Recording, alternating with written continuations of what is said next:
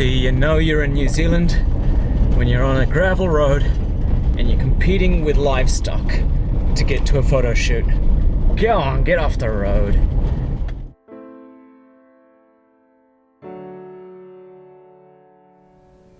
Kia ora, welcome back. It's Ekant here from EkantTakePhotos.com, and we are on another night shoot. Now, I've done various night shoots before, some with full moonlight, so it looks like it's daytime when you take your astro shots, some when it's dark, some with aurora.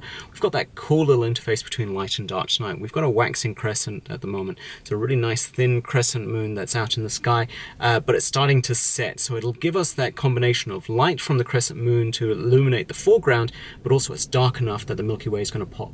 Now, especially because the moon is setting out to the west and the Milky Way is rising out to the east. Now that combination of the moon behind me with the Milky Way in front of me, hopefully it'll give me some nice colors in the galaxy, but it will also illuminate the ground a little bit. And the reason I think that's going to be important today is I've come up to a place that I've been 2 or 3 times. It's actually the second time I've come to this spot this week, and I keep coming back because it frustrates me. There's so much potential in this location for an astro shot, and I just don't feel I've nailed it yet. So I really love the foreground here. We'll get out there and I'll show you what I mean. Lots of interesting stuff in the foreground. I want to see if we can nail it tonight. So I want to try and get some of the foreground in there as well as the Milky Way, see if we can use that moon to try and illuminate the foreground but still get plenty of color in the Milky Way.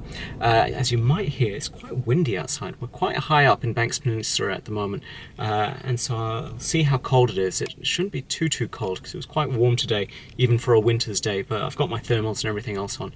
Let's see how we go. Alright, talk to you in a second. Yeah, so I really need to invest in a proper microphone. The wind just blew out all the sound in this spot. This is why I come up to this spot up in Port Levy. These beautiful dead trees that are just hanging out in the middle of this field provide a really cool foreground sort of spot for a Milky Way shot.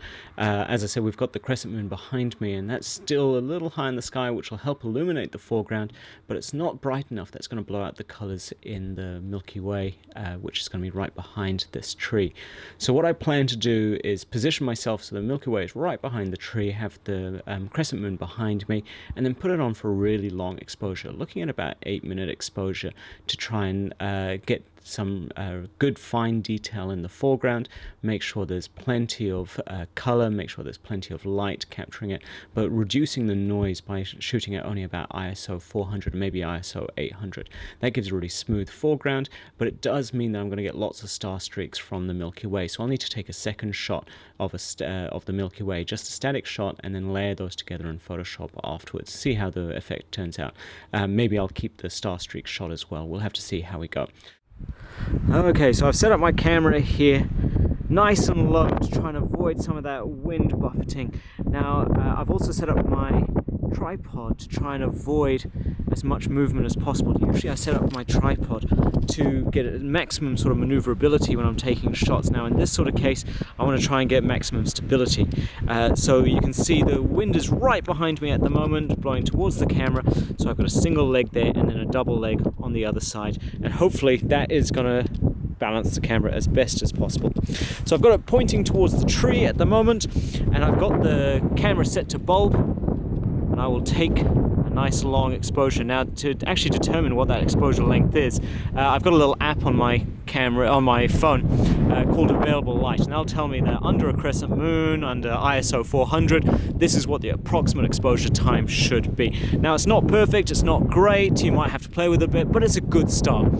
It's telling me that for ISO 400 and with f-stop of about 5.6, I should be looking at about 8-minute exposure. So I'm going to set this up, set the timer up, get the camera going, and come back in about 8 minutes time. Alright, let's see how it turns out.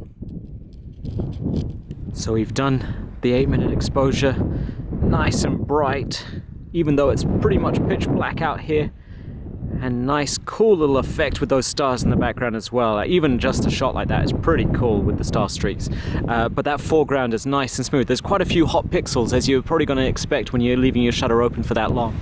But if I wanted to match this up now with a static star shot, I need to take a much shorter shot, maybe about 15 to 20 seconds, ISO maybe 3200, and aperture f2.8 or maybe f4, and just get some of that detail in the stars without the long exposure streaks, and then put those together back at home on Photoshop. We'll layer those back together.